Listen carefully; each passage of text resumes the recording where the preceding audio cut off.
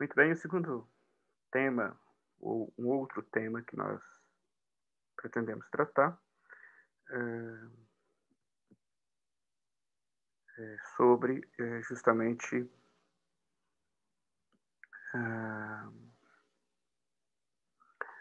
a filosofia de vida, e no contexto da filosofia de vida, do trabalho que nós desenvolvemos no nosso site, MF3, como uma escola de filosofia.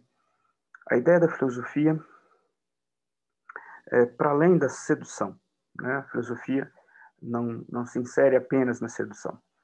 Isso não quer dizer, e é muito oportuno poder falar disto, que não se mantenha em contato com as dimensões estéticas que nos compõem enquanto pessoas.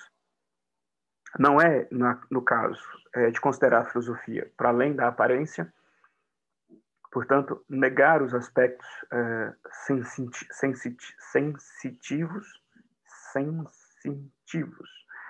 ligados aos sentidos, como uma cultura, uma dada cultura racionalista pretendeu fazer e, de certa maneira, fez durante muito tempo.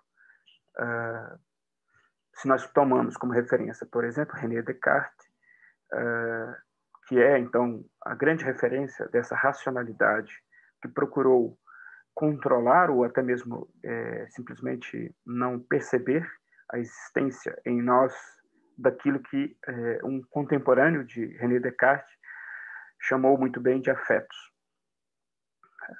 Portanto, é possível sim, e no caso Spinoza, tem toda uma reflexão de como que na filosofia, sem dúvidas, nós devemos conciliar essa ideia de razão com as ideias sensórias ou afetivas, no sentido do termo, no sentido que o termo ganha nessa tradição de reflexão filosófica. Affectum, como aquilo que nos afeta. E aí tendo uma gama de afetos. Então, a questão afetiva não é só o que habitualmente nós conhecemos.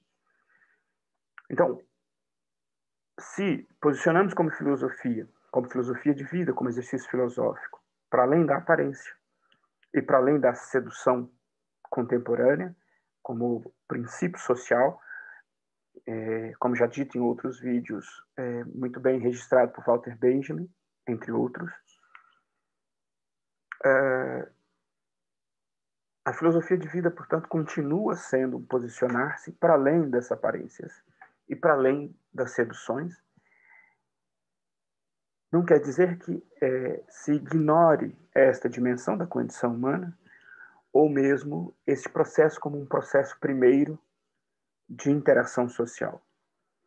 Nós sabemos que, na contemporaneidade, as reflexões ligadas à ecologia, à sustentabilidade, estão, obviamente, na pauta de conversas, de discussões, e passa, fundamentalmente, por uma conciliação entre como nós lidamos com os afetos, que fazem parte de nós, e como nós lidamos com a racionalidade. Num resumo de conversa, na sociedade contemporânea, nós temos a utilização do racional, que insufla ou que utiliza o aspecto afetivo, que o pessoal chama de comportamental, para promover de um modo insustentável a excitabilidade dos sentidos e, portanto, da sedução. Esse processo que começa na leitura de Walter Benjamin com nos anos 60, de 1860, naquele século XIX, portanto,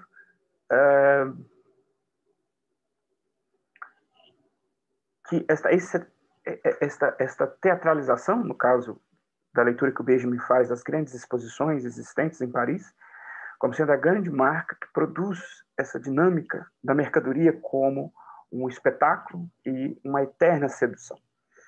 Sabemos, portanto, que isso não é sustentável. Isso é corrente em todas as dimensões contemporâneas. A filosofia como exercício de vida exatamente pressupõe avançarmos e compreendermos como que é possível conciliar essa racionalidade com com essa ideia de prazer, e que, obviamente, não é em si uma coisa que não devemos desejar. A felicidade, a alegria já são temas, por exemplo, em Aristóteles.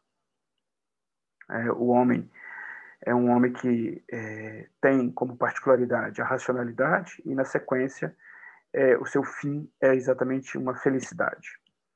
Então, não propor um método de vida barroca, como Walter Benjamin analisa no drama barroco alemão, a origem do drama barroco alemão, não é propor,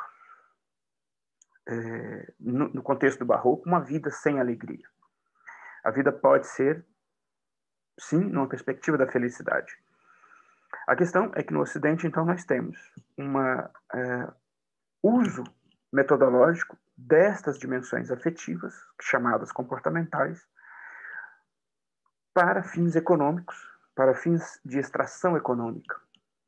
E esse processo, ele produz os processos de escassez que vivemos contemporaneamente. Aliás, ele vive num jogo de produzir escassez para se vender mais. Né? É baseado na produção da escassez para se vender. Qualquer técnicazinha de marketing utiliza essa ideia. Voltando a Spinoza, portanto, ali existe, nos textos de Spinoza, toda uma reflexão que procura conciliar aqui em linhas gerais como que é eu, vivente deste cosmos, e como eu devo administrar esse processo entre um pensamento e entre esses afetos e garantir a minha liberdade, a experiência subjetiva da liberdade, a experiência subjetiva da criatividade, que é a marca da condição humana. Portanto, ler, por exemplo, as obras de Spinoza nos permite nos posicionarmos no mundo contemporâneo, para além das aparências, sem esta ideia de 8 ou 80, mas produzindo um caminho, e um caminho que garantimos a felicidade, e a felicidade no sentido pleno, sem ser uma felicidade afetada, uma felicidade provisória, uma felicidade alienada, nada disso. As proposições em Spinoza é uma questão de uma felicidade orgânica, real, possível. A leitora e escritora aqui no Brasil, a Marilena Chaui, a professora Marilena Chaui, é para nós uma grande referência no comentário e numa espécie de atualização desta reflexão de Spinoza. Então, nós podemos pensar Spinoza, sim, numa perspectiva política e numa perspectiva da felicidade, da liberdade humana. Até uma próxima reflexão.